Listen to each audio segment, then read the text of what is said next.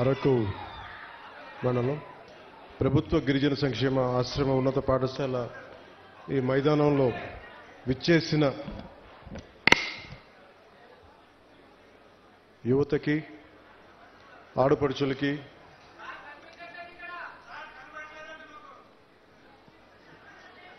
చూడండి కొంచెం క్లియర్ చేయడం సీఎం గారు చంద్రబాబు గారు నేను డిప్యూటీ సీఎం కన్ఫ్యూజన్ అవుతుంది కొంచెం పక్కే రావాలి కొంచెం మీరు కూడా కొంచెం కెమెరాస్ కొంచెం పెట్టేసి మీరు కొంచెం ఏమాత్రం సహకరిస్తే కొంచెం మీరు వంగే కొంచెం అప్పుడప్పుడు చూసి చెక్ చేసుకొని కొంచెం కూర్చుంటే కొంచెం వెనకాల వాళ్ళు కనిపిస్తుంది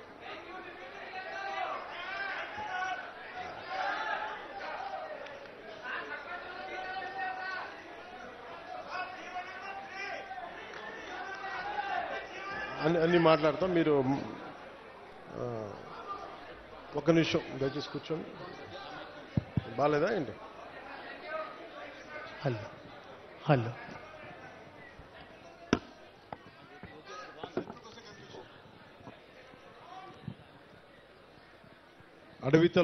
అడవితల్లి బాట కార్యక్రమం కింద ఇక్కడికి వచ్చేసిన మన ప్రభుత్వ గిరిజన సంక్షేమ శాఖ ఆశ్రమ ఉన్నత పాఠశాల మైదానంలో వచ్చేసిన మీ అందరికీ పేరు పేరున ప్రత్యేకించి నా హృదయపూర్వక నమస్కారాలు. మీ మనస్ఫూర్తిగా నేను స్వాగతం పలుకుతా ఉన్నాను. అలాగే వేదికపైన ఆశీనులైన గౌరవ గిరిజన సంక్షేమ శాఖ మహిళా శిశు సంక్షేమ శాఖ మార్చలు జిల్లా ఇన్ఛార్జ్ మంత్రివర్యులు శ్రీమతి గుమ్మడి సంజారాణి గారికి నా హృదయపూర్వక నమస్కారాలు. శ్రీ వేపాడ చిరంజీవి గారికి గౌరవ శాసనమండలి సభ్యులు మరియు విప్ డాక్టర్ గుమ్మ తనూజారాణి గారు గౌరవ ఎంపీ అరకు, అలాగే పిడుగు హరిప్రసాద్ గారు గౌరవ శాసనమండలి సభ్యులు మరియు విప్, గాదే శ్రీనివాసులు నాయుడు గారు గౌరవ శాసనమండలి సభ్యులు, అలాగే రేగం మత్స్యలింగం గారు గౌరవ ఎమ్మెల్యే అరకు వ్యాలీ, శ్రీ పంచకల రమేష్ బాబు గారికి గౌరవ శాసనసభ్యులు పెందుర్తి, శ్రీ సుందరపు విజయ్ కుమార్ గారికి గౌరవ శాసనసభ్యులు ఎల్లమంచిలి, నిమ్మక జయకృష్ణ గారికి పాలకొండ శాసనసభ్యులు గౌరవ శాసనసభ్యులు, కిదారి శ్రావణ్ కుమార్ గారు chairman AP గిరిజన్ cooperative corporation, Shri సిఆరి దోను దొర గారు జోనల్ చైర్మన్ ఏపీఎస్ఆర్టీసీ విజయనగరం, శ్రీమతి జల్లిపల్లి సుభద్ర గారు జడ్పీ చైర్మన్ విశాఖపట్నం, శ్రీమతి సిహెచ్ జానకమ్మ జడ్పీటీసీ దుబ్బిగూడ, శ్రీమతి ఎం గీత ఎంపీటీసీ పోతంగి, శాంతకుమారి గారికి సర్పంచ్ మాతం, శ్రీ వెంకట్రావు గారు సర్పంచ్ పోతంగి మండలం పోతంగి గ్రామం, ఉమామహేశ్వర గారికి కాఫీ బోర్డు మెంబర్, కృష్ణారావు గారు director Tricor AP schedule tribe cooperative finance corporation limited, ఇక్కడికి వచ్చి విచ్చేసిన ప్రజాప్రతినిధులందరికీ పెద్దలకి నా హృదయపూర్వక నమస్కారాలు. దాకా 3 నెలల క్రితం నేను చెప్పాను మళ్ళీ ఇంకొకసారి మన రోడ్ల గురించి మళ్ళీ ఇంకొకసారి వస్తానని చెప్పి ఆ మాటను నిలబెట్టుకునే క్రమంలోనే నేను ఇక్కడికి వచ్చాను మీకోసం. అంటే ఇది ప్రత్యేకించి ఈరోజు ఈ అడవితల్లి బాట ఈ కార్యక్రమానికి చాలా సంవత్సరాలుగా ఎప్పుడు డోలీల్లో ముఖ్యంగా మన అరకు అల్లూరు సీతారామరాజు జిల్లా ఇలాంటి మన గిరిజన ప్రాంతాల్లో సరైన రహదారులు లేక ఇంకా డోలీల్లో కొంచెం ఇబ్బంది పడుతూ ఉంటారు, రహదారి సౌకర్యం లేదు, డోలీ మోతలు తప్పట్లేదు, గర్భిణీ స్త్రీలకు కానీ ఏదైనా కష్టాల్లో ఉన్నా ఏదైనా ఎనీ అంటువ్యాధులు కలరా లాంటివి వచ్చినా కానీ ఇవన్నీ చూసి మనకి ప్రత్యేకంగా రోడ్లు ఉండాలి, 100-150 మంది జనం ఉన్నా కానీ 500 మంది లోపు జనం ఉన్నా కానీ ముందు మనం రీచ్ అవ్వాలి, వాళ్ళకి రోడ్లు వేయాలి అనేది గౌరవ ప్రధానమంత్రి శ్రీ నరేంద్ర మోదీ గారు దీన్ని జన్మన్ కార్యక్రమం కింద తీసుకొచ్చారు. ఇది గ్రామీణ సడక్ యోజన కింద. ఇది రోడ్లు ఇబ్బంది పడుతున్నాం అని చెప్పి మనకు నిధులు లేని సమయంలో గత ప్రభుత్వం ఏం చేస్తుందో తెలుసు, ఆ నిధులన్నీ అడ్డగోలుగా వాడేస్తే రోడ్లు వేయలేకపోయారు. అలాంటి పరిస్థితుల్లో నేను గౌరవ ముఖ్యమంత్రి శ్రీ నారా చంద్రబాబు నాయుడు గారి దగ్గరికి వెళ్ళి ముఖ్యంగా మన అల్లూరు సీతారామరాజు జిల్లా అలాగే మన మన పార్వతీపురం మన్యం ప్రాంతం వీటి గురించి మాట్లాడుతూ ఇక్కడ గిరిజన కుటుంబాలకు కానీ గిరిజన సోదరులకు కానీ కుటుంబాలకు చాలా ఇబ్బందులు ఉన్నాయి, రోడ్లు కావాలి. అప్పటికి ఇంకా మనకి సెంట్రల్ గవర్నమెంట్ ఫండ్ కూడా రిలీజ్ అవ్వలేదు. వెంటనే నేను అడిగిన ఒక 24 గంటల లోపు ఆయన ఒక 49 కోట్లు రాష్ట్ర ప్రభుత్వం నుంచి శాంక్షన్ చేసి అడవి తల్లి కార్యక్రమానికి శ్రీకారం చుట్టడానికి చాలా బలం ఇచ్చింది. సో మనస్ఫూర్తిగా గౌరవ ముఖ్యమంత్రి శ్రీ నారా చంద్రబాబు నాయుడు గారికి నా హృదయపూర్వక ధన్యవాదాలు తెలుపుకున్నాను. ఈ అడవి తల్లి బాట అంటే నేను దారిలో వస్తూ ఉంటే ఒక్కొక్క ఊర్లు ఎలా ఉన్నాయి అన్నీ చూసుకుంటూ ఉంటే మన విశాఖపట్నం ఎయిర్పోర్ట్లోంచి దిగి మన అరకుకు వస్తూ ఉంటే చుట్టూతా కొండలు, లోయ ప్రాంతం, జీడి తోటలు, టేకు వృక్షాలకి అల్లుకున్న తీగలు, మధ్యలో నివాసాలు, రిసార్ట్లు, ఒకవైపేమో ఆకుల్ని రాలిపోతూ మూడి వరవిన వృక్షాలు ఒకవైపు కనిపిస్తూ ఉంటే ఇంకోవైపు పచ్చదనంతో చిగురిస్తున్న వృక్షాలు, ఒకవైపు ఆకులు రాలే ఒకవైపు ఉంటే ఇంకోవైపు పచ్చదనంతో వసంతంతో చిగురిస్తున్న వృక్షాలు ఒకవైపు, రహదారికి రెండు వైపులా. అలాగే ఒకవైపు పచ్చటి ఎట్లా ఉన్నాయంటే పట్టు మన చెట్లు బలంగా రాళ్లకి రోడ్డుకి ఇరువైపున రాళ్లకి చెట్లు తమ బలమైన వేళ్లతో రహదారికి ఇరువైపులా ఉన్న రాళ్ల మీద పట్టు బిగించి తమ ఉనికిని బతికే హక్కుని చూపిస్తున్నాయి. అంటే అడవి తల్లి ఎంత బలమైందంటే అడవిని నమ్ముకుంటే మనకి బొవ్వ పెడద్ది, నీడనిస్తుంది, ఆధారం ఇస్తుంది. అలాంటి అడవి తల్లికి ఏం చేయగలం అనేది గుర్తుకి ఈ పథకానికి అడవి తల్లి బాట అనే పేరు పెట్టాం. అంటే మనకి అడవి తల్లి, నాకు అడవి మీద అత్యంత అపారమైన గౌరవం, అపారమైన ప్రేమ, ప్రకృతి మీద అపారమైన ఇష్టం.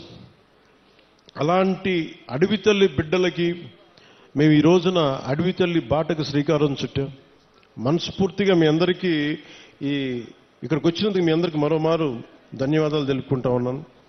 దారిలో శంబాల్ నగరి దగ్గర నుంచి భవానీ నగరు, బొడ్డవర, వైకుంఠగిరి, కాశీపట్నం, అలాగే మన ఒక్కొక్కటి చూస్తే మనకి రిసార్ట్స్, ఒకవైపు చూస్తేనేమో సిల్వర్ ఓక్కి చుట్టేసిన మిరియాల పంట, ఇంకోవైపు ముతిగూడ పక్కన మనకు బొర్రా కేవులు, కటిక వాటర్ ఫాల్స్, అనంతగిరి, తట్టుగూడ, నూకాంబిక అమ్మవారి దేవాలయం, తాటిపాక జలపాతం, గాలికొండ వ్యూ పాయింట్, సుంకరమెట్ట ఆఫర్ ట్రైలు, ఇవన్నీ చూస్తూ ఉంటే చాలా అద్భుతమైన ప్రాంతం మన అరకు ప్రాంతం. దీన్ని బాగా సద్వినియోగం చేసుకోవాలి. ఇక్కడ టూరిజం బాగా రావాలి, టూరిజం డెవలప్ అవ్వాలి. ఇవన్నీ చూస్తున్నప్పుడు ఒకటే అనిపించింది, కూటమి ప్రభుత్వం తరఫు నుంచి మనం ఏం చేయగలం? ముందుగా జీవన శైలి మెరుగుపరచాలి, రోడ్లు బాగుండాలి. దాంట్లో భాగంగానే ఈ రోజున అంటే గత ప్రభుత్వానికి దీనికి ఒకటే తేడా ఏంటంటే, గత ప్రభుత్వం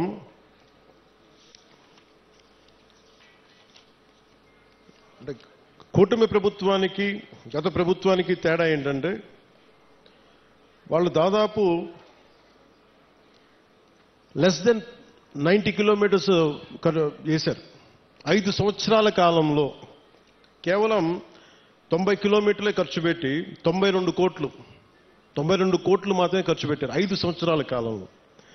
అదే కూటమి ప్రభుత్వం వచ్చిన సంవత్సరం లోపే ఇప్పటికీ మేము 1000-5000 కోట్లు పనులు మంజూరు చేశాం. ఇప్పటికీ ఎన్ని కిలోమీటర్లు? 1069 కిలోమీటర్లు. సరిగ్గా ఎప్పుడు ప్రారంభించాం? సంవత్సరం కూడా కాల, 4 నెలల క్రితం ప్రారంభిస్తే ఈ రోజున 1069 కిలోమీటర్ల పనులకి శ్రీకారం చుట్టాం. అంటే ఈ టెండర్స్ కూడా ఏదో ఇప్పుడు టెండర్స్ కూడా కాల్ ఫర్ చేశాం. ఇంకో వారం రోజుల్లో పనులు ప్రారంభమవుతాయి. ఏదో మాట్లాడి చెప్పి వెళ్ళిపోవటం కాదు, వారం రోజుల్లో పనులు ప్రారంభమవుతాయి.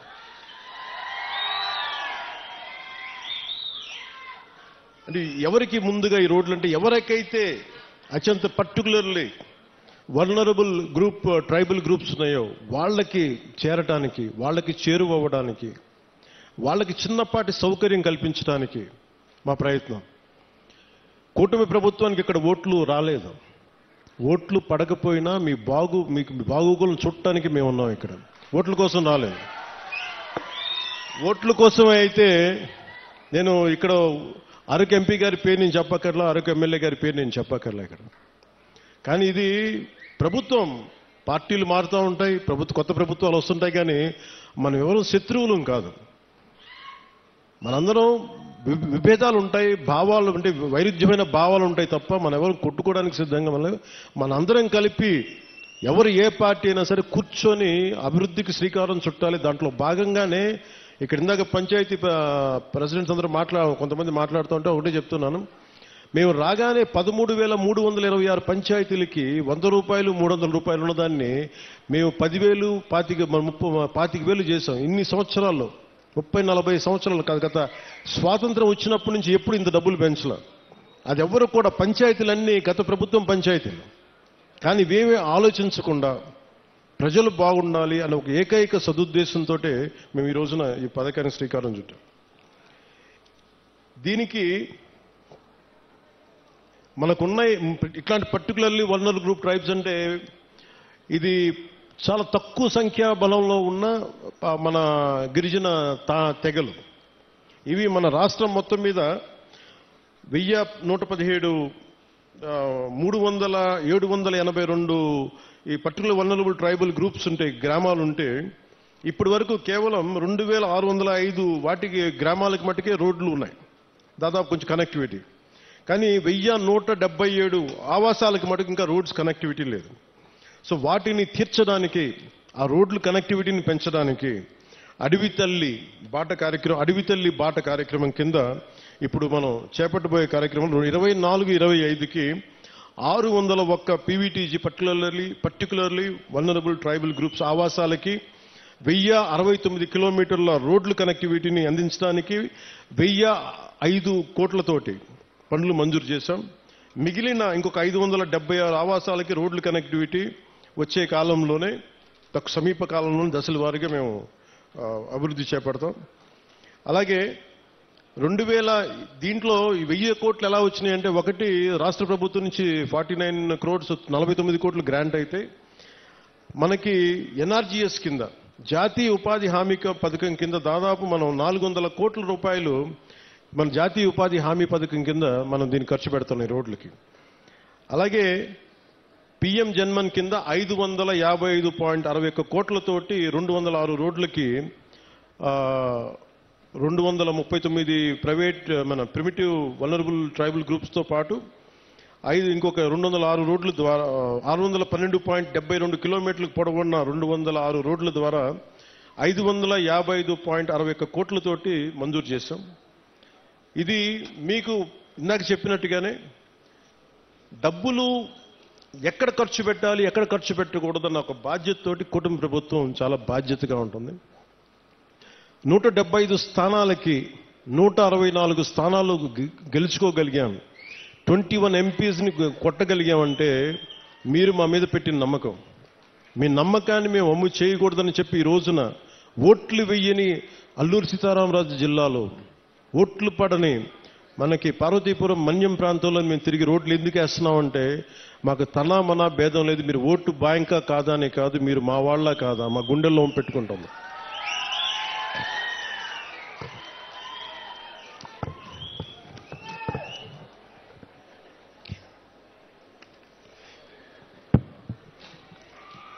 అలా ఇందాక కోడి తెగకు చెందిన గిరిజన మహిళలు చేసిన దింసా నృత్యం చాలా అద్భుతంగా ఉంది. వారికి నా ప్రత్యేక ధన్యవాదాలు తెలియజేసుకున్నాను. అలాగే కువి లాంగ్వేజ్లో, కువి భాషలో నేను మాట్లాడాను. అంటే వాళ్ళు నేర్చుకొని కొంత అక్కడ పెద్దపాడుకు చెందిన శ్రీమతి మ్యాగీ గారు కొన్ని గ్రామ సమస్యలను దృష్టికి తీసుకొచ్చారు. అలాగే ప్రైమరీ స్కూల్లో పెద్దపాడు టీచర్ రంగయ్య గారు ప్రత్యేకించి పిల్లలకి ఎలా పాఠాలు చెప్తారో చెప్పి చాలా అద్భుతంగా చేశారు. అలాగే వర్షాలు పడుతున్న సమయంలో మాకు స్కూల్కి నీళ్లు గారిపోతున్నాయంటే వెంటనే అతి సమీపంలోనే, అంటే వెంటనే 12 పనులు అడిగారు. ఆ 12 పనులని మంజూరు చేశాం. అది కూడా మీ దృష్టికి తీసుకొస్తా ఉన్నాను. 2018లో నేను ఇక్కడ ప్రత్యేకించి అరకు ప్రాంతంలో తిరిగాను. ఇక్కడ అరకు ప్రాంతంలో తిరుగుతున్నప్పుడు చాలామంది యువత ఆ రోజుల్లో కూడా నాకు గంజాయి ఎక్కువగా వెళ్ళిపోతున్నారు, యువత గంజాయి సాగుకి వెళ్ళిపోతున్నారు, దాన్ని నలిగిపోతున్నారు జీవితంలో. నేను ఒకటే చెప్పాను ఆ రోజు కూడా, మన అరకు మన పాడేరు సెంటర్లో కూడా చెప్పాను. గంజాయి అనేది మటుకు ప్రత్యేకించి అది ఒక సామాజిక రాజకీయ సమస్యగానే చూడాలి, ఆర్థిక సమస్యగా చూడాలి తప్ప దానిని కక్ష సాధింపుగా ఉండకూడదు. దాన్ని దయచేసి ఆ రోజైతే ఏం చెప్పాను, ఈరోజు కూడా అదే చెప్తున్నాను.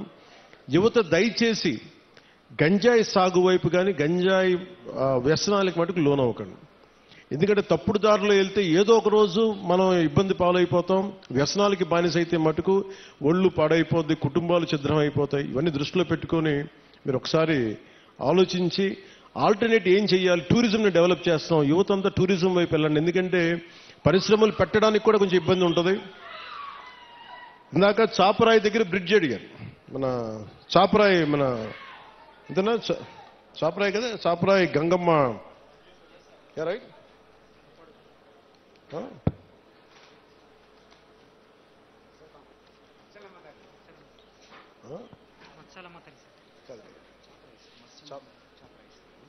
చాపరాయి దగ్గర బ్రిడ్జ్ అడిగారు, మిగతా గ్రామాలకు వెళ్ళడానికి ఇబ్బందిగా ఉన్నాయనేది. ఒకటి నేను మీకు ఈరోజు మాటిస్తున్నాను, ఆ బ్రిడ్జి ఎలా ఉండాలంటే పర్యావరణాన్ని ఇబ్బంది కలిగించకుండా, చూడడానికి కొండలు మధ్యలో ఏ అడ్డంకి లేకపోతే చాలా అందంగా ఉంటుంది విజిటర్స్కి రావడానికి కానీ టూరిజం కానీ.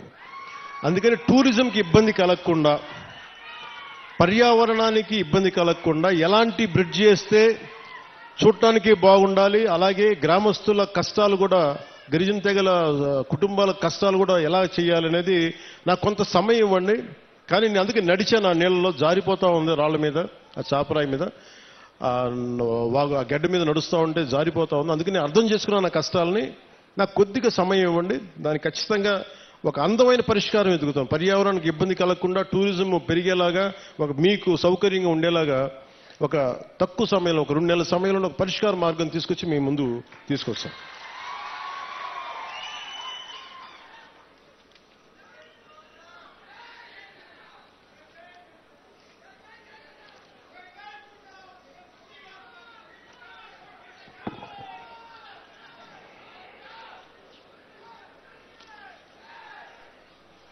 అంటే మనం ఒకసారి పెద్ద పనులు చేయడం వీటన్నిటికంటే కూడా చిన్న చిన్న కష్టాలు ఇంకొకరికి ఆనకపోవచ్చు. కష్టం, నా కష్టం కూడా ఎప్పుడు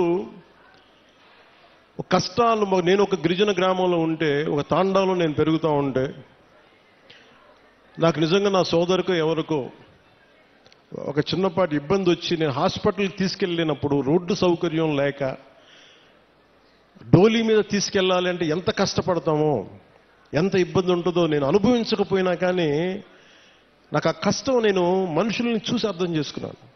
అందుకనే మనం రాగానే ముఖ్యమంత్రి చంద్రబాబు గారు దాదాపు 49 కోట్లు ఇస్తే వెంటనే మేము చేయగలిగింది ఏంటంటే, వెంటనే ఈ మన అనంతగిరి మండలంలో ఒక పర్టికులర్ గ్రామానికి వెళ్ళి అక్కడ సకాలంలో పొలంగూడ గ్రామానికి, మనకి శ్రీకాకుళం జిల్లా కొత్తూరు మండలం గొట్టుపల్లి నుండి పొలంగూడ గ్రామానికి నూతనంగా బీటీ రోడ్డు, కొత్తగా బీటీ రోడ్డు నిర్మాణం చేపడితే మొదటిసారి ఆ గిరిజన గ్రామంలో అంబులెన్స్ కూత వినిపించింది. అంటే సకాలంలో సరైన సమయానికి అంబులెన్స్ రావడంతో ఒక గిరిజన గర్భిణీ మహిళ సకాలంలో ఆసుపత్రికి చేరి ఒక ఆరోగ్యవంతమైన శిశువుకి, ఒక బిడ్డకి జన్మనిచ్చింది. ఈ రహదారి ద్వారా 6 గిరిజన గ్రామాల ఆవాసాలకి, 6 గిరిజన ఆవాసాల గ్రామాలకు చెందిన 1260 మంది డోలీ మోతల నుంచి విముక్తి పొందారు. ఇది ఒక అద్భుతమైన, ఒక 10,000 మందికి పనిచేసేది కాకపోవచ్చు, ఒక డబ్బులు రాకపోవచ్చు, ఓట్లు రాకపోవచ్చు, దానివల్ల ఆదాయం డబ్బు ప్రభుత్వానికి రాకపోవచ్చు. కానీ మీ కష్టంలో మేము ఉన్నాం. మా కూటమి ప్రభుత్వం ఇది మంచి ప్రభుత్వం, ఆ ప్రభుత్వం కూడా నేను వాటన్నిటికంటే కూడా మీకు అండగా నిలబడే ప్రభుత్వం కూటమి ప్రభుత్వం. నేను ప్రత్యేకించి ఈరోజు మిమ్మల్ని కోరుకుంటుంది, 2018లో నేను ఇక్కడ తిరిగాను పోరాట యాత్ర. అప్పుడు అన్ని కష్టాలను చూశాను. ఎందుకంటే నేను కార్యకర్తలకు కూడా, జనసేన నాయకులకి, జనసేన కార్యకర్తలకు అప్పటికీ చెప్పాను, ఇప్పటికీ చెప్తున్నాను. అలాగే మన కూటమి నాయకులందరితో కూడా నేను ఈ భావాల్ని పంచుకుంటా ఉన్నాను. మనం కనుక ప్రజలతో మమేకమై తిరిగి కష్టాలని వాళ్ళు ఏం కష్టాలు పడుతున్నారో మనం నిజంగా చేయగలిగితే నాకు ఆ మనసు నలిగిపోయిన 2018 పోరాట యాత్ర అప్పుడు అరే నా చేతిలో అధికారం లేదు, కనీసం చిన్నపాటి ఒక ఆడబిడ్డకి కన్నీళ్లు తుడిచిండే శక్తిని ఇవ్వు భగవంతుడాన్ని కోరుకుంటే ఆ రోజు పరమశివుడు అనుగ్రహించి, నూకాలమ్మ అనుగ్రహించి, మోదమాంబ అనుగ్రహించి ఈ రోజున కూటమి ప్రభుత్వాన్ని ఈ రోజున మాకు అధికారం ఇచ్చి, వాళ్ళ అధికారం ఇవ్వడం వల్ల మీ ఆశీస్సులు అంటే ఎంత బలంగా కోరుకున్నామో ఆ రోజున, ఈ రోజున మేము దాదాపు 1005 కోట్లు అంటే దాదాపు 1000 కోట్ల పైన డబ్బులు 1050 కిలోమీటర్ల రోడ్డుకి వేయగలుగుతున్నాం అండి. రోడ్లు వేయటమే కాదు, మీ జీవితాలు కొంత మెరుగవుతాయి, కొంత ట్రాఫిక్ పెరుగుతుంది, కొంత మనకి టూరిజం డెవలప్మెంట్ ఉంటుంది. వీటన్నిటిని దృష్టిలో పెట్టుకొని ఇవన్నీ చేస్తా ఉన్నాం. నేను ఈ రోజున ప్రత్యేకించి దారి పొడుగుతా చూస్తుంటే ఇంత సుందరమైన అరకుని దేశం మొత్తం వచ్చేలాగా చేయాలి.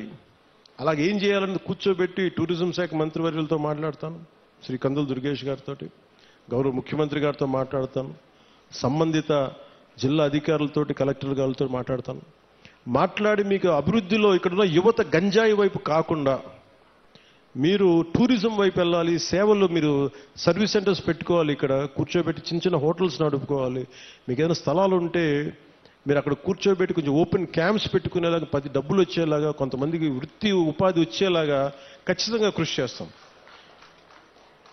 అలాగే ఇందాక కలెక్టర్ గారు మాట్లాడుతా ఇప్పటికీ 2,25,000 మన కాఫీ తోటలు ఉన్నాయి. ఇంకో పట్టులకి జిరాయితీ పట్టాలు కానీ లేదంటే పోడు పట్టాలు కానీ కలిపి ఇంకొక 1,00,000 పైన మేము ఎకరాల్లో కాఫీ తోటను సాగు చేయాలనుకుంటున్నాం. దీనికి కాఫీ తోటలు పెంచాలంటే ఎత్తైన చెట్లు, వృక్షాలు కావాలి.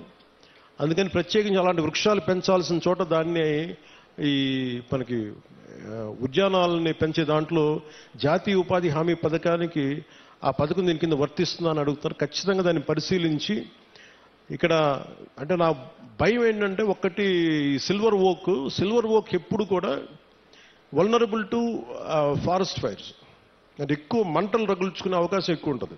అది స్థానికమైన చెట్టు కాదు. సో ఇప్పుడు వేసేసాం కాబట్టి మనం ఏం చేయలేం. కానీ భవిష్యత్తులో కలెక్టర్ గారికి కూడా, మన పంచాయతీరాజ్ శాఖ ప్రిన్సిపల్ సెక్రటరీ గారికి కూడా, అలాగే ఇక్కడ ఉన్న ఫారెస్ట్ అధికారులకు కూడా మీరు సిల్వర్ ఓక్ వేసేటప్పుడు దానికి ఆల్టర్నేట్ దయచేసి కొత్తగా ఫాస్ట్గా తొందరగా ఎదిగా ఏవో ఆలోచించండి.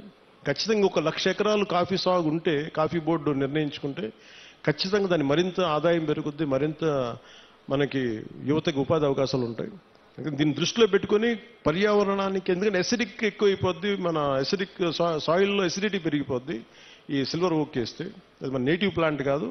అందుకనే పనస కానీ, మామిడి కానీ, ఇంకా తొందరగా ఎదిగే మొక్కలు ఏమున్నాయి, వీటన్నిటి వృక్షాలు ఏమున్నాయి, వీటిని దృష్టిలో పెట్టుకొని ఖచ్చితంగా కలెక్టర్ గారు అడిగిన ఈ ప్రతిపాదనని ముందుకు తీసుకెళ్తాం. ఖచ్చితంగా 1,00,000 ఎకరాల్లో కాఫీ తోటని ముఖ్యమంత్రి గారు తెలియజేశారు. ఖచ్చితంగా దీన్ని సాధిస్తామని మీ అందరికీ తెలియజేసుకుంటాం.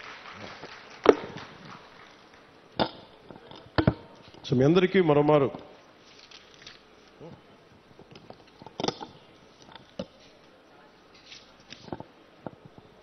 ఇంకా చేస్తారు, ఇంకా బస్తర్లోనూ ఇక్కడంతా ఇంకా మనకి చిల్లంగి అని చేస్తారంట.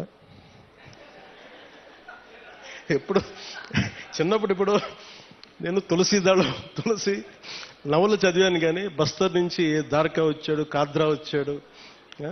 నవల్స్లో బాగుంటుంది, కానీ నిజంగా అంటే ఎందుకో ప్రత్యేకించి పోలీస్ శాఖ అధికారులు నా దృష్టికి తీసుకొచ్చారు, ఎస్పీ గారు నా దృష్టికి తీసుకొచ్చారు, ఎస్పీ గారు, డిఎస్పీ గారు ఇద్దరు. అంటే అరకు పరిసర ప్రాంతాల్లో ఇప్పటికీ చాలా మంది చెడుపు, చిల్లంగి మరియు చేతబడి వంటి మూఢనమ్మకాలని ఉన్నాయి. దానివల్ల పొరపాటున మానసికంగా మన ఇంట్లో బాగలేకపోతే, ఒకరికి ఎవరికైనా మానసిక వ్యాధి ఏదైనా వస్తే మనకు పడని శత్రువు ఎవడన్నా చిల్లంగి చేశాడు, చేతబడి చేశాడని చెప్పి కొట్టి చంపేయటం, ఇలాంటి చేయటం దాదాపు గత కొన్ని సంవత్సరాలుగా 9 మందిని చంపేశారనేది ఒక రికార్డు పోలీస్ శాఖ అధికారులు పెట్టారు. సో వారి విజ్ఞాపన, వారి విన్నపం ఏంటంటే ఎట్టి పరిస్థితుల్లో మీరు దయచేసి దీని అలా మూఢనమ్మకాల వైపు వెళ్ళకండి. ఏదైనా బాగలేకపోతే ఎందుకు బాగలేదు అని దృష్టిలో పెట్టుకొని అట్లా ఆలోచించమని, అందుకని దీనికోసం ప్రత్యేకించి వికాస్ అనే ఒక కార్యక్రమం ప్రారంభించారు. ఈ పై విషయాలన్నింటినీ, అంటే దీనికి గల కారణాలను పరిశీలిస్తే మూఢనమ్మకాలని మనకి ఇంట్లో వాళ్ళకి బాగలేకపోతే చేతబడి చేశాడు, చిల్లంగి చేశాడు అవన్నీ సినిమాల్లో బాగుంటాయి, నవల్స్లో బాగుంటాయి. నిజానికి మన మనసుకు మించింది ఏం లేదు. అంటే మీ మైండ్ చెడు మంచి అనేది ఏంటంటే ఒకడు పోవాలని కోరుకుంటున్నా అదే చెడు, అంతే, అదే చేతబడి. అందుకే ఇలా కాకుండా మీరు ఆలోచించాల్సింది, ఎవడు మన గురించి ఎంత చెడు చేద్దాం అనుకున్నా మనం యాక్సెప్ట్ చేస్తే తప్ప, మనల్ని ఓడించాలి నేను అసెంబ్లీలోకి అడుగు పెట్టం అని చెప్పి ఇంత కంకణం కట్టుకుంటే నువ్వెవడు ఇలాంటి చేతబడులు చేయడానికి? ఇలా చూడండి, మనంటే పట్టణంలో ఎప్పుడు మాట్లాడతారు, అందువల్ల. కానీ మనం ఎలా ఎదుర్కోవాలి? కూర్చొని కొట్టడాలు ఇవన్నీ కాదు. బలంగా మన మనసు బలంగా ఉంటే ఏది పనిచేయదు, మనకి ఏది దుష్టశక్తి మన మీద పనిచేయదు. ఎందుకంటే ఒక్కసారి ఇలాంటి మూఢ విశ్వాసాలని నేను కూర్చోబెట్టి వెంటనే తీసేయమని కష్టం, నేను అర్థం చేసుకోగలను.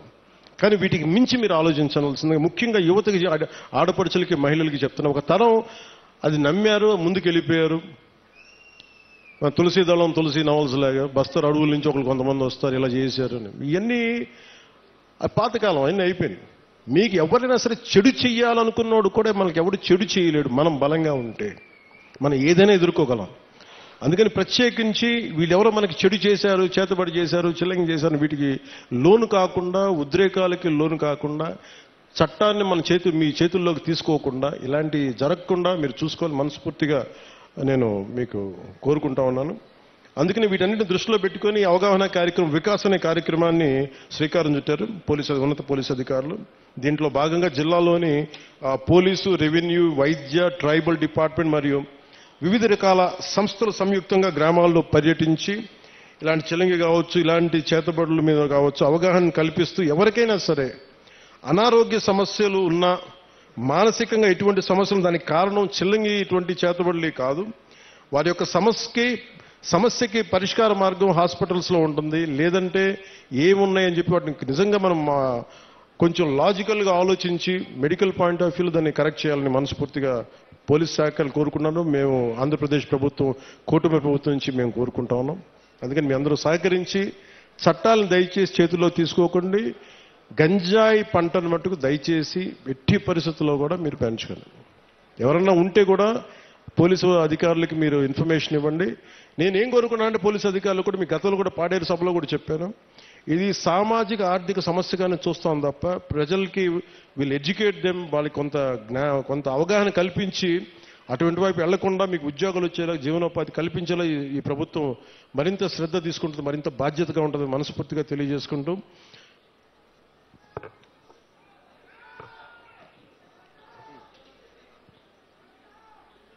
అలాగే అంటే మీతో మాట్లాడుతూ ఉంటే ప్రతి డిపార్ట్మెంట్ నాకు ఒక విజ్ఞాపన ఇస్తుంది, మీరు చెప్పండి మీ వాళ్ళందరికీ.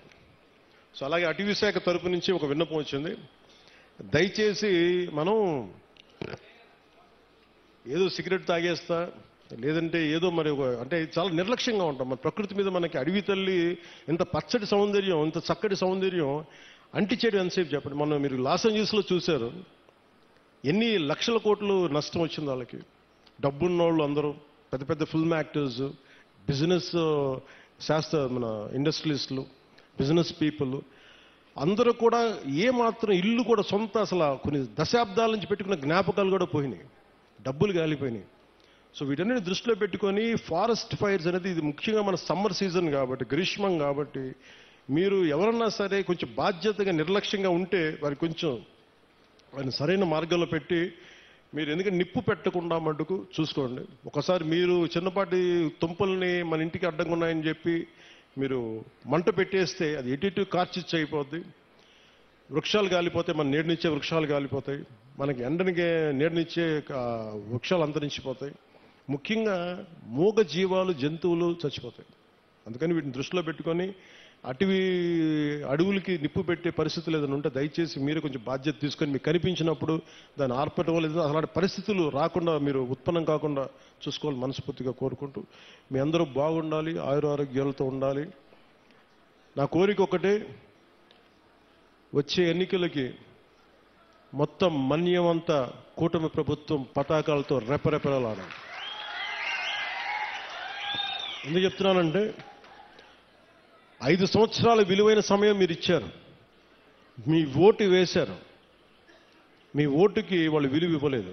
కానీ మీరు ఓటు వేయకపోయినా నేను మీ ఓటుకి విలువ ఇచ్చి ఇక్కడికి వచ్చాను. అందుకనే అంటే ఎందుకంటే నేను మీకోసం నేను పదే పదే చెప్తున్నాను, 15 సంవత్సరాలు ఈ కూటమి ప్రభుత్వం ఉంటుంది. కేంద్రంలో ఎన్డీఏ ప్రభుత్వం, భారతీయ జనతా పార్టీ లీడింగ్ పార్టీగా నరేంద్ర మోదీ గారు ఎలాగైతే చేశారో అంత బలంగా 3 పర్యాయాలు ఉంటే తప్ప మనకి విభజన సమయం నుంచి గత పాలన వరకు ఎంత నలిగిపోయాం అది బయట పడాలి అంటే మాకు ఒక 15 సంవత్సరాల మీ ఆశీస్సులు కావాలి. మేము కింద పడతాం, మీద పడతాం. ముఖ్యమంత్రి గారు చిన్న భిన్నమైన ఆర్థిక వ్యవస్థని సరిచేస్తా ఉన్నారు. నేనేమో మీకు తిరుగుతూ ఉన్నాను. మేము మీకోసం పని చేస్తాం, కానీ మీ ఆశీస్సులు కావాలి మాకు. మీ ఆశీస్సులు ఇవ్వండి మాకు. మీకోసం తిరుగుతాం, ఒళ్ళుంచి పని చేస్తాం, మీకు అండగా ఉంటామని తెలియజేసుకుంటూ ప్రతి ఒక్కరికి పేరు పేరున ధన్యవాదాలు తెలుపుకుంటూ మీ భవిష్యత్తు కోసం మన కూటమి ప్రభుత్వం.